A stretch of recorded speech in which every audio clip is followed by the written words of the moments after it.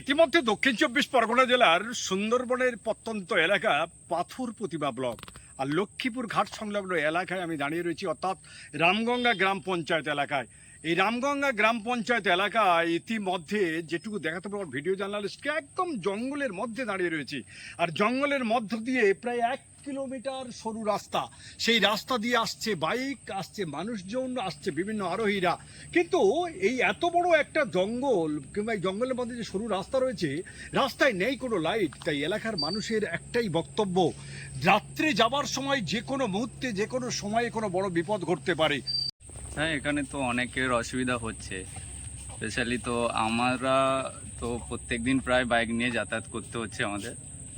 তো এখানে আমরা বাইকের লাইট দেখে চলে আসছি। সাধারণ মানুষ এত ঘন জঙ্গলে ও টর্চ লাইটে কিছু দেখা যায় না, ঠিক আছে? তো কিছু সাপ থাকুক কিছু থাকুক, লাইটটা তো মাস্ট দরকার আছে। এবং রাস্তাটা এত সরু, সেটা তো খুব প্রবলেম হচ্ছে। একটা আমাদের যেটা প্রবলেম হচ্ছে, আমি যেহেতু বাইক আরোহী, তো আমার বাইক নিয়ে যেতে এই রাস্তা দিয়ে কাউকে পাশ কাটাতে সমস্যা হয়। আমি বাইক নিয়ে যাচ্ছি এই সরু গলির মধ্যে দিয়ে, তো কেউ আর আমাকে পাস করে আসতে পারছে না, বা আমিও যেতে পারছি না, আটকে পড়ছি। কোনো সময় পাঁকেও পড়ে যাচ্ছি, 2 বার আমি পাঁকে পড়েছি, পুরো বাইক সমেত নিয়ে পড়ে গেছি। এখন কি চাইছেন? এটা তো ঠিক হওয়া উচিত, রাস্তাটা একটু চওড়া হওয়া উচিত, রাস্তাটা আরো উঁচু করে ভালো করে চওড়া করা উচিত।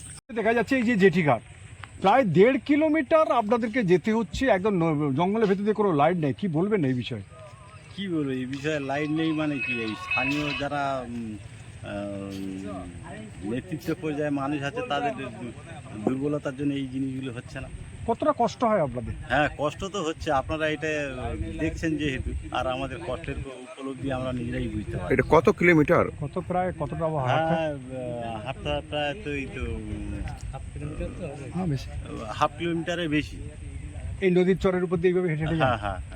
আর অন্য সময় জোয়ার হলে জোয়ারের সময় এই নৌকোটা সেই নদীর ধারে চলে যায়, তখন সুবিধা। প্রশাসন কি করছে? প্রশাসনকে বারবার বলেও কোনো কাজ হচ্ছে না।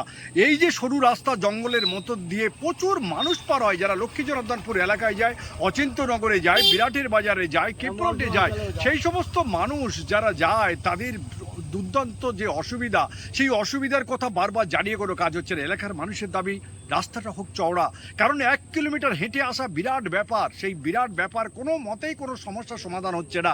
তাই এলাকার মানুষ চাইছে অতি সত্বর রাস্তাটা যেমন চওড়া হোক, বসুক লাইট। এখন দেখার এই রাস্তা প্রকৃত হয় কিনা, লাইট বসে কিনা।